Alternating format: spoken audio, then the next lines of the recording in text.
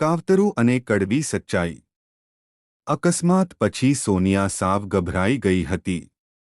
તે કંઈ પણ બોલવાની હાલતમાં નહોતી। અનન્યાને પણ સમજ નહોતી પડતી કે શું કરવું। પછી અચાનક તેને યાદ આવ્યું, મિસ્ટર કપૂર।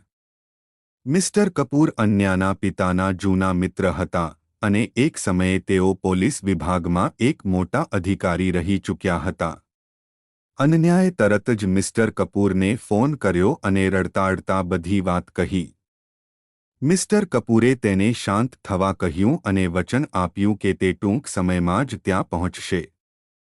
અડધા કલાક પછી મિસ્ટર કપૂર ઘટના સ્થળે પહોંચ્યા। તેમણે અકસ્માતની આખી વાત ધ્યાનથી સાંભળી અને નિત્યાની લાશ તેમજ કારની તપાસ કરી। તે પછી તેમણે ઊંડા વિચારમાં ડૂબી ગયા। મિસ્ટર કપૂરની પ્લાનિંગ। અનન્યા, સોનિયા, મિસ્ટર કપૂરનો અવાજ ગંભીર અને મક્કમ હતો। જો પોલીસને ખબર પડશે તો તમે બંને મુસીબતમાં મુકાઈ જશો। મારે આ અકસ્માતને એક આત્મહત્યા જેવો બતાવવો પડશે। તેમણે અનન્યા અને સોનિયાની મદદથી નિત્યાની લાશને નિત્યાની જ કારમાં બેસાડી દીધી। પછી તેમણે એવી રીતે બધી વ્યવસ્થા કરી કે એવું લાગે કે નિત્યાએ પોતે જ કાર ચલાવીને આત્મહત્યા કરી હોય।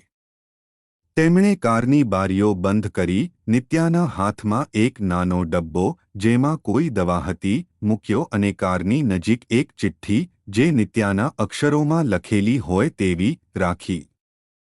હવે ચાલો, મિસ્ટર કપૂરે કહ્યું, તમે બંને મારી સાથે આવો। ઘરે પરત ફર્યા અને સચ્ચાઈ। મિસ્ટર કપૂર અનન્યા અને સોનિયાને સાથે લઈને તેમના ઘરે આવ્યા। અનન્યાનો પરિવાર પણ ત્યાં જ હાજર હતો। મિસ્ટર કપૂરે અનન્યાના પિતાને અને પરિવારના બીજા સભ્યોને આખી વાત જણાવી। અનન્યાના પરિવારના લોકો આ વાત સાંભળીને હેબતાઈ ગયા। તેઓ સોનિયા તરફ નફરત અને ક્રોધથી જોઈ રહ્યા હતા। સોનિયા રડી રહી હતી અને માફી માંગી રહી હતી। અનન્યા, શું તમે જાણો છો કે તમે શું કર્યું છે? તેના પિતાએ ગંભીરતાથી પૂછ્યું। તમે એક અપરાધને છુપાવ્યો છે। નવા પ્રશ્નો અને મુસીબત।